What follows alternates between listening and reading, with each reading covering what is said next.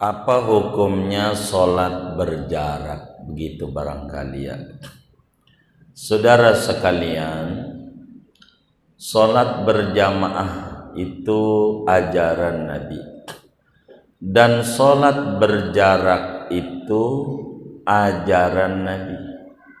Jadi dari 14 abad yang lalu Rasulullah Shallallahu Alaihi Wasallam sudah mengajarkan bahwa bila sholat berjamaah hendaknya berjarak.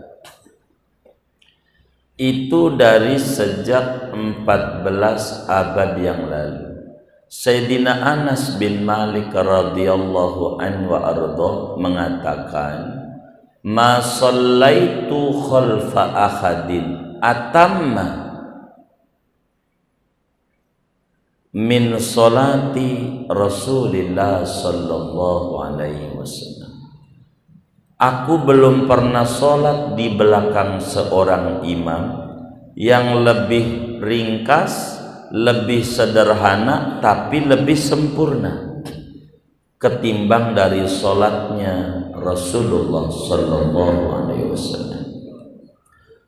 Maka Nabi mengatur kalau sholat itu berjarak dari 14 abad yang lalu, hanya aturan yang diatur Nabi berjaraknya itu depan ke belakang.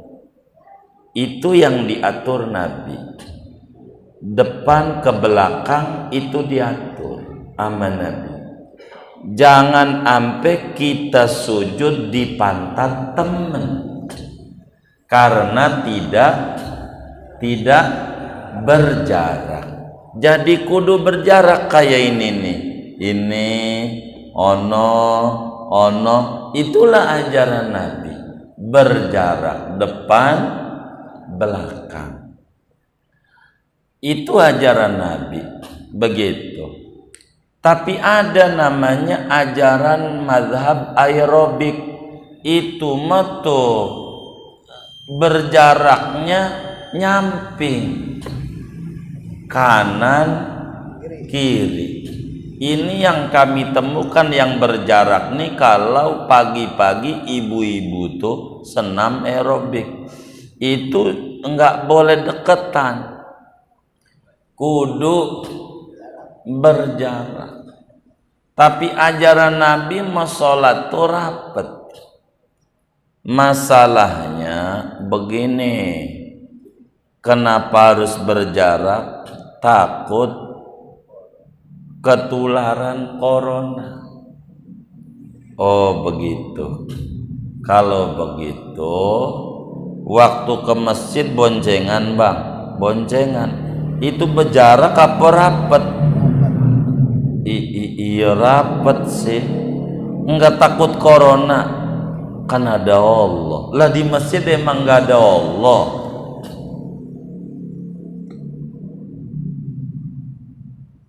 Enggak tahu dah. Ini bagaimana? Jadi kalau berjarak nih ngilangin ganjaran 27. Ngilangin ganjaran 27. Karena Nabi itu pesen betul. Jadi kalau mau ngimamin Rasulullah sallallahu alaihi wasallam dalam sholat tuh enggak langsung takbir Allahu Akbar, enggak Nabi.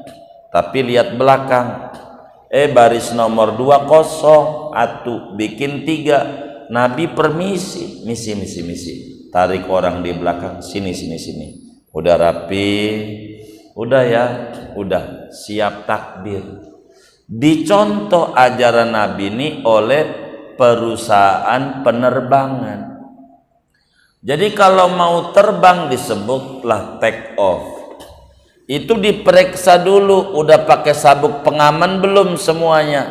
Belum, ntar dulu. Pakai dulu. Udah pakai semua, siap terbang. Itu nyontoh Nabi. Begitu. Kata Nabi, jangan beri kesempatan buat setan nyelip di situ. makanya kudu rapet.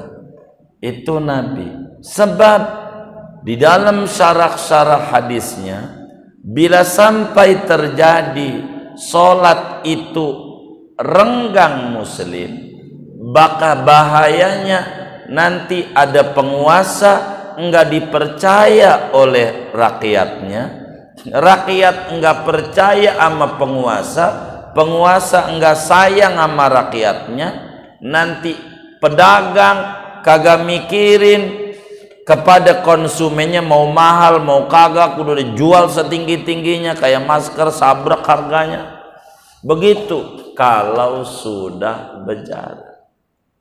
Jangan sampai kita lalu dikasih silang-silang masjidnya, kasih tempat buat setan. Enggak dikasih tempat aja ngegoda kita, apalagi dikasih tempat tambah girang. Jadi kalau mancing rapet. Jadi ini ikut mancing juga kayaknya. Teluk Naga kalau mancing rapet. Jadi ya dosa enggak dosa sih, wong masalahnya orang tuh ada man qawiya yaqinuhu, ada man dha'ufa yaqinuhu. Ada yang dhaiful iman, ada yang yaqinul iman. Karena berbeda-beda manusia, tidaklah sama. Begitu. Kalau yang lemah yakinnya, ya enggak apa-apa, dia berjarak. Tapi kudu konsekuen. Jangan di masjid doang, mancing juga ya berjarak. Ini mau habis sholat dohor, sholat jenazah, rapet jenazah. Kayak sholat jenazah fardu ain, dohor fardu kifayah. Waktu tahlilan lebih rapet.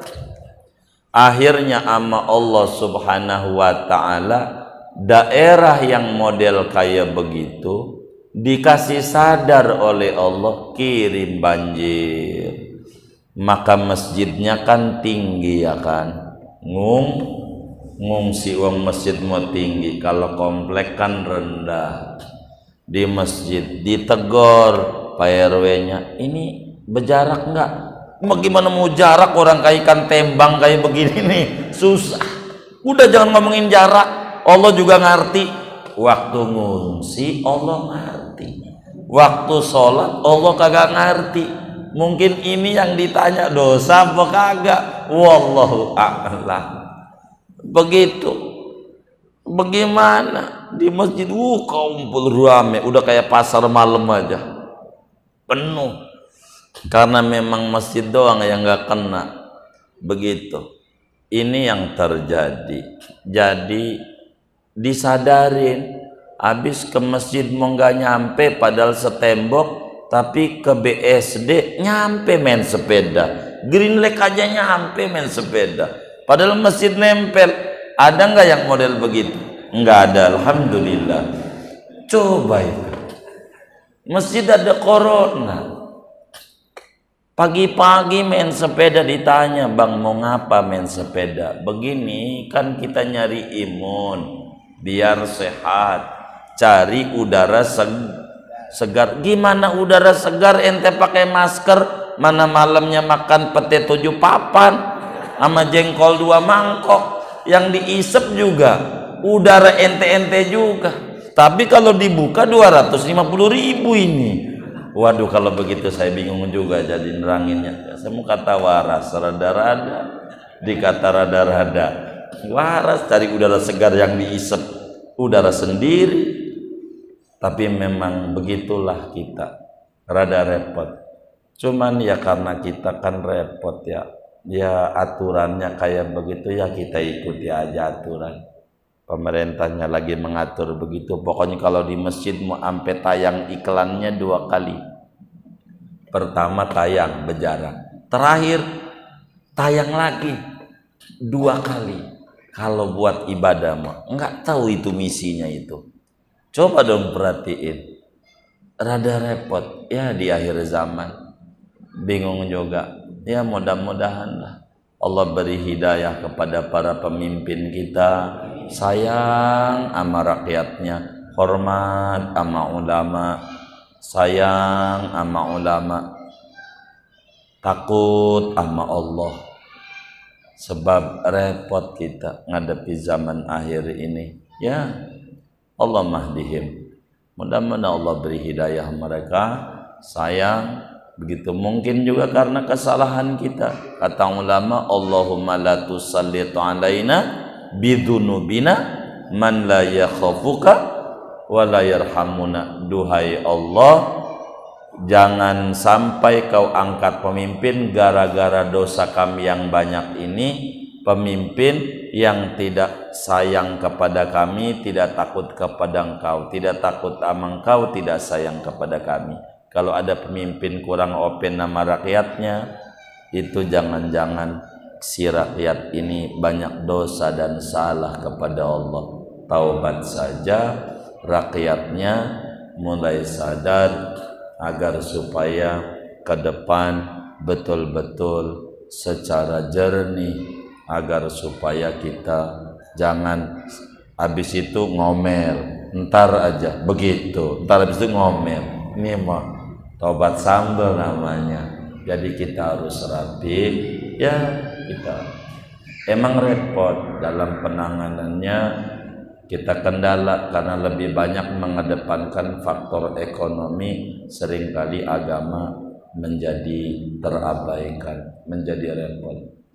Ya mudah-mudahanlah wabah corona ini segera berakhir, perekonomian bangkit kembali, ibadah penuh ketenangan dan kenyamanan. Itu saja. Wallahu a'lam.